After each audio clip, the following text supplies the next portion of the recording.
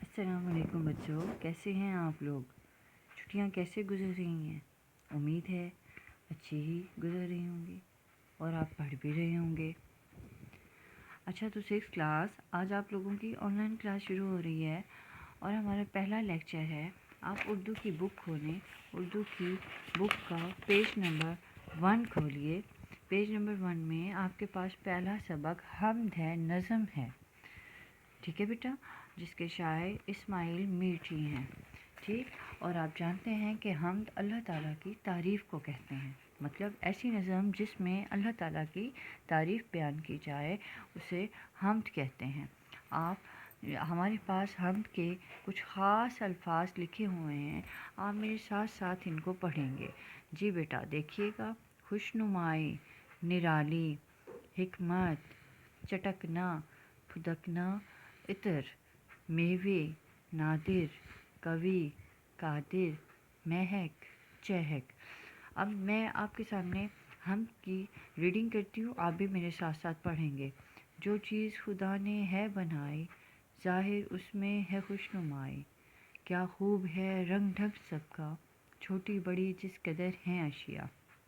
हर चीज़ की है अदा निराली, हिकमत से नहीं है कोई खाली। नन्ही कलियां चटक रही हैं, छोटी चिड़ियां फुदक रही हैं। उसकी कुदरत से फूल महके, फूलों पे परिंद आके चहके। चिड़ियों के अजीब पर लगाए, और फूल हैं इतर में बसाए। दिन को बख्शी अजब सफाई, तारों भरी रात क्या बनाई। मिट्टी से खुदा ने बाग उगाए, बागों में उसी ने फल लगाए। मेवे से लदी हुई है डाली, दानों से भरी हुई है बाली। हर शय उसने बनाई नादिर, बेशक है खुदा कवि और कादिर। इस्माइल मीठी की नज़म आपने पढ़ी, जो कि जिसकी हमने रीडिंग की। अब मैं आपको इसके कुछ ख़ास अल्फाज लिखवा देती हूँ और इसके हम मायने लिखेंगे। ठीक है बेटा, नज़म का नाम हमारे पास हम्द है, शायर का नाम इस्माइल मीठी। ख़ास अल्फाज यहाँ मैंने लिखे हैं। पहला लफ्ज़ हमारे पास है खुशनुमाई। तो यहाँ पे आपको मैं बताती हूँ खुशनुमाई का मायने क्या है। आप लोग चूँकि पहले भी पढ़ चुके हैं इसको, तो आपको आना चाहिए। खुशनुमाई का मतलब है खूबसूरती। खुशनुमाई का मतलब है खूबसूरती। निराली, अगला लफ्ज़ हमारे पास है निराली। निराली का मायने है अनोखी। हिकमत, हिकमत का मायने है दानाई। हिकमत का मायने है दानाई। चटकना, चटकना मतलब खिलना। कली का खिलना के मायने में चटकना आएगा। फुदकना, फुदकना का मायने उछल कूद करना या उछलना कूदना। ठीक है बेटा, फुदकना का मायने है उछल कूद करना। ठीक है बेटा। इतर, इतर कहते हैं खुशबू को। इतर कहते हैं खुशबू को। मेवे होते हैं खुश्क मेवे। खुश्क मेवे या खुश्क फल को मेवे कहा जाता है। खुश्क फल। ठीक है। नादिर, नादिर कहेंगे हम नायाब, कीमती, कामयाब। ठीक है बेटा। कवि, कवि कहते हैं मजबूत को, मजबूत। कादिर कहेंगे हम ताकतवर या कुदरत रखने वाला। कादिर कहेंगे, कादिर का मायने है कुदरत रखने वाला। ठीक है बेटा। महक, महक का मायने हमारे पास आएगा। महक का मायने है खुशबू। यहाँ पे महक जो है फूलों की खुशबू के लिए इस्तेमाल हुआ लफ्ज़। चहकना, चहकना का भी मायने यही होगा कि खेलना या उछल कूद करना। ठीक है बेटा, उछल कूद करना। यहाँ पे चहकना परिंदों के लिए इस्तेमाल हुआ था। आप देखें, हमने यहाँ नज़म के हम्द के यहाँ हमने अल्फाज मायने लिख लिए।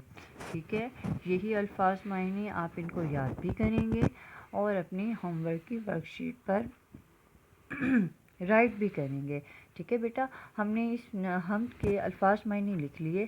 اب میں آپ کو اس کی جو ہے تشریح کراتی ہوں, جو کہ آپ پہلے بھی کر چکے ہیں. تو ریویژن کے طور پہ میں آپ کو مختصر سی آپ کو اس کی تشریح کرواتی ہوں تاکہ آپ کی دہرائی ہو جائے. ٹھیک ہے بیٹا, ہمارے پاس پہلا شعر آ رہا ہے, دیکھیے گا. جو چیز خدا نے ہے بنائی, ظاہر اس میں ہے خوش نمائی. اس شعر میں شاعر اسماعیل میٹھی اللہ تعالیٰ کی قدرت کو اس طرح بیان کر رہے ہیں کہ اللہ تعالیٰ نے کائنات کی جو چیز بھی بنائی اس میں خوبصورتی ہی خوبصورتی جھلکتی ہے, نظر آتی ہے. ٹھیک ہے, ہمارے پاس اگلا شعر آ رہا ہے. کیا خوب ہے رنگ ڈھنگ سب کا, چھوٹی بڑی جس قدر ہیں اشیاء. ٹھیک ہے بیٹا, ہمارے پاس دوسرے شعر کی تشریح اس طرح ہوگی. اس شعر میں شاعر کہتے ہیں کہ اللہ تعالیٰ نے کیا خوب چیزیں بنائی ہیں کہ ہر چیز کی قد و قامت اور رنگ ڈھنگ کے لحاظ سے بہت ہی خوبصورتی نمایاں نظر آتی ہے.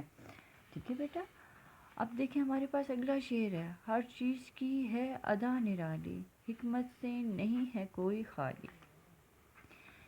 اب یہاں پہ شاعر جو ہیں اللہ تعالیٰ کی عظمت کو اس طرح سے بیان کر رہے ہیں کہ کہتے ہیں کہ ہر چھوٹی بڑی چیز کہہ رہے ہیں کہ ہر چھوٹی بڑی چیز خوبصورتی کے لحاظ سے الگ الگ درجوں میں ڈھلی ہوئی ہے اور ہر چیز میں قدرت کا نشان نظر آتا ہے, اور یہ اللہ تعالیٰ کی قدرت کی ہی بنا پر ممکن ہے. ننھی کلیاں چٹک رہی ہیں, چھوٹی چڑیاں پھدک رہی ہیں. اب دیکھیں یہاں پہ شاعر ہم سے کیا کہنا چاہ رہے ہیں, اللہ تعالیٰ کی قدرت و عظمت کو وہ کس طرح سے بیان کرنا چاہ رہے ہیں. کہہ رہے ہیں کہ صبح کے وقت باغات میں جو ننھی کلیاں کھلتی ہیں اور چھوٹی چھوٹی چڑیاں اچھل کود کرتے ہوئے اللہ کی حمد و ثنا بیان کر رہی ہوتی ہیں, اور وہ ایک دلکش منظر ہوتا ہے جس سے انسان بھی بہت متاثر ہوتا ہے. ٹھیک ہے, اگلا ہمارے پاس شعر ہے بیٹا. پانچواں شعر ہمارے پاس آ رہا ہے. اس کی قدرت سے پھول مہکے, پھولوں پہ پرند آ کے چہکے. اس شعر میں شاعر اللہ تعالیٰ کی قدرت کی نشانی کو اس طرح سے بیان کر رہے ہیں کہ پھول جب مہکتے ہیں تو ان کی خوشبو سے پرندے بھی بہت متاثر ہوتے ہیں اور ان پر آ کر چہکتے ہیں, اچھل کود کرتے ہیں, اور یہ صرف اور صرف اللہ تعالیٰ کی قدرت کی بنا پر ہی ممکن ہے, کیونکہ وہ اللہ تعالیٰ کی حمد و ثنا بیان کر رہے ہوتے ہیں. ٹھیک ہے بیٹا, آپ نے حمد کی آج میں نے آپ کو اس کی تشریح جو ہے لیکچر دیا ہے, اور باقی جو ہے ہمارے پاس ہم انشاءاللہ نیکسٹ لیکچر میں کریں گے. میں آپ کو اس کا ہوم ورک بتا دیتی ہوں کہ آپ نے حمد جو پڑھی اس کے خاص الفاظ کے میں نے آپ کو الفاظ معنی لکھوائے ہیں. یہ الفاظ معنی اور اردو گرامر میں سے میں آپ کو کام دے رہی ہوں. اردو گرامر کا آپ نے کام کیا تھا, آپ نے پڑھ رکھا ہے اردو گرامر میں سے اسم اور اسم کی اقسام کے بارے میں. سب سے پہلے آپ بتائیں گے کہ اسم کسے کہتے ہیں. ٹھیک ہے, اور آپ جانتے ہیں کہ کسی شخص, چیز یا جگہ کے نام کو اسم کہتے ہیں. ٹھیک ہے, اسم کہتے ہیں. اور اس کے مثلا علی, احمد, قلم, کتاب وغیرہ. اور اگر میں آپ سے کہوں کہ اسم کی اقسام بھی لکھیے, اسم کی اقسام